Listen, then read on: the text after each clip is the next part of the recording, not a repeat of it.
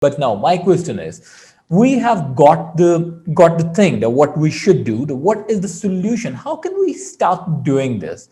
Is it about giving awareness to the government, to the teachers, to the institutions, or to the students? Who should from where do we have to take a start? Look, Farhan, my philosophy towards research and teaching is that if you want to resolve a problem, first of all, you have to understand it. Yeah, If you understand it, then it becomes you're just there to resolve it. true. So, so your query towards a problem does not start by looking for solutions, but It's more your about defining the problem. Good. it's understanding the phenomena, right? Now, it's very easy. Let's go back to youth. It's very easy to say that look, Pakistan has this higher population growth, and by the way, it is.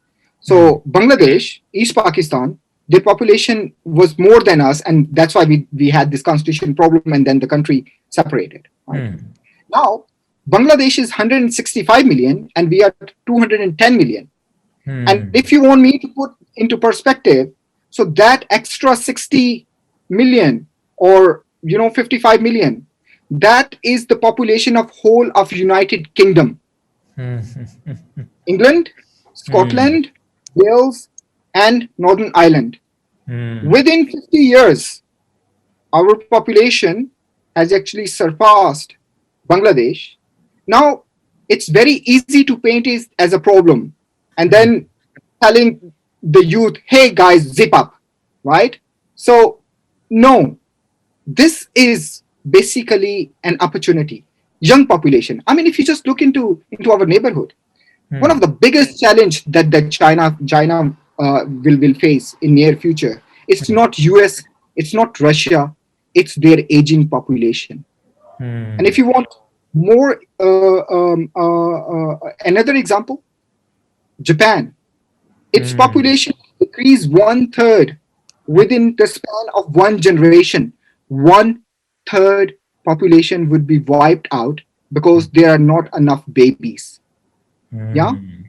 So I think it's the perception, it's the understanding of the phenomena that makes it either a challenge or as an opportunity. So our perception is really important. So we were talking about the problem. Now, whatever problem is that, let's try to dissect it.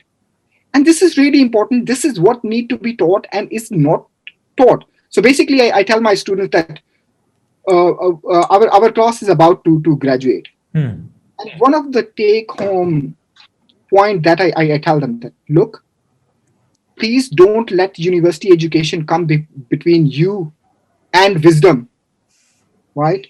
So universities are basically meant to create certain type of citizens who are obedient, who have studied Islamic studies and Pakistan studies. They believe in certain type of narrative. They are made to think in a certain way. Yeah. So I am not saying that this is wrong. Every state does it. Every state does it. Of course, at the end of the day, state building, state security, law and order, right? This is really important. And I won't undermine it. But at least we should know what we don't know. And we should know what we know. Yeah. So university students, you study Islamic studies, you study Pakistan studies, perfectly fine, right? But you should also know that it's a particular perspective that's being given to you, right?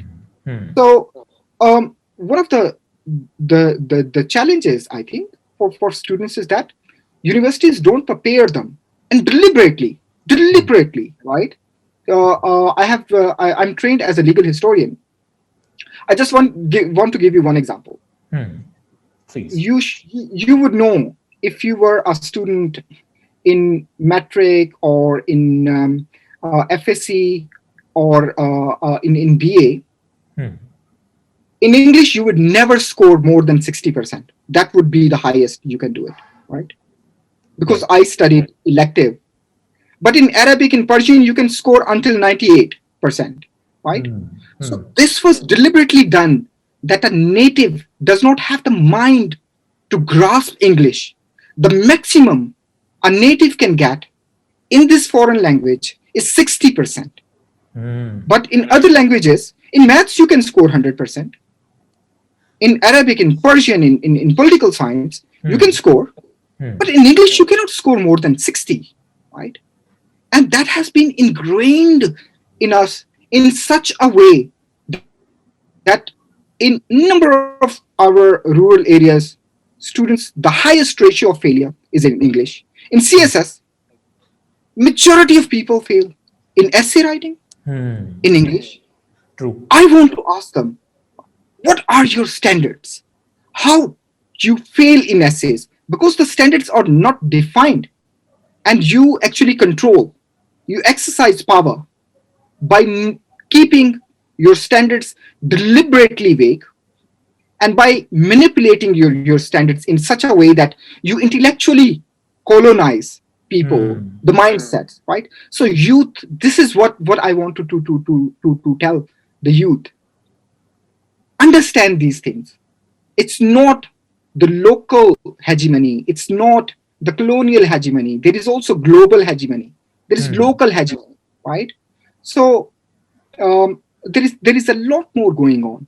So nothing which you read or you're taught should go without reflection. You must think why why this thing is being taught the way it is taught. Hmm. Why I cannot score more than 60% in English, because it's just like Persian, it's just like Arabic, it's just like French or any other language. Why? Hmm. True. Have you ever listened to the caveman story? The caveman So theory. The caveman theory. no, please enlighten me. The caveman theory, there was a person, there was a group of people, there were a group of people who were living in a cave, and someone was giving them an artificial life exposure by showing them an artificial sun, artificial birds, artificial mountains, artificial forest, and everything. One person out of those people came out of that cave, and he figured out that there is a real sun out there that's totally different, more beautiful, and all. There is a mountain, there are the real time trees, so they are the real beauty. What they were showing us in the cave, everything is not real. And when that person went back to the cave to enlighten those people that this is not true, this is not the reality, what they did, they killed him. Now, you are saying that we should ask the question, we should ask ourselves, we should ask it to everybody, might be that why are you doing this? Why is it happening? Why do we have to do the way it is going on? My question is, would they accept it? Would society accept your why question? Because in Pakistan, it's very common to say, do not say why, because it would take you toward the war. I take. Thank you very much for telling that very interesting anecdote. Reminds me of rather Karamazov, Dostoevsky's novel. Very interesting stuff. Um, Now, hey, I have two kids. One daughter, she's 5 years, and another Mashallah. younger son, he's 1 year old. So Mashallah. my daughter, she started. So when she started, she would say, "What that? What that? What that?" After that, I could see, I could observe. Then she said, "Why? Why, mommy? Why, daddy? Hmm. We are born with these, right? So should we kill? Should we restrain? Should we imprison? Should we impose penal laws on these children? Yeah, who ask what, Hmm. why? And I think now when she's growing, this is really interesting. I think it has been a wonderful experience to be a parent.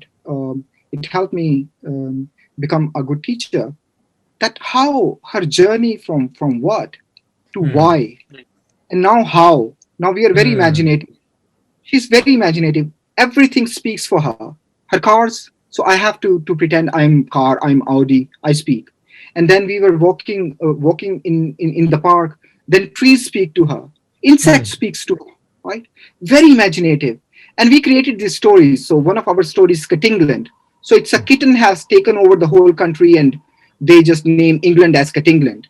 And our pet, her name is Rory. She's the queen. And then Birdland, it attacked England, and there is a war. And then England win, and then Rory has to give a speech. My dear countryman. So she has to pretend to be a queen, right? I am so proud that you have fought for your homeland, England. May God save England. And just we do it, right? And then we had Kittistan, right?